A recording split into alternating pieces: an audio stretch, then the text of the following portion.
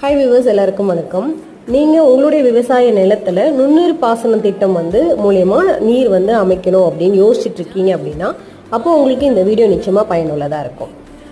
நீங்கள் ஒரு சிறு குறு விவசாயியாக இருக்கிறீங்க, உங்களுடைய நிலத்தில் நுண்ணீர் பாசனம் அமைக்கணும் அப்படின்னு யோசிச்சுட்டு இருக்கீங்க அப்படின்னா சிறு குறு விவசாயிகளுக்கு 100% மானியம் அரசாங்கம் கொடுக்குறாங்க.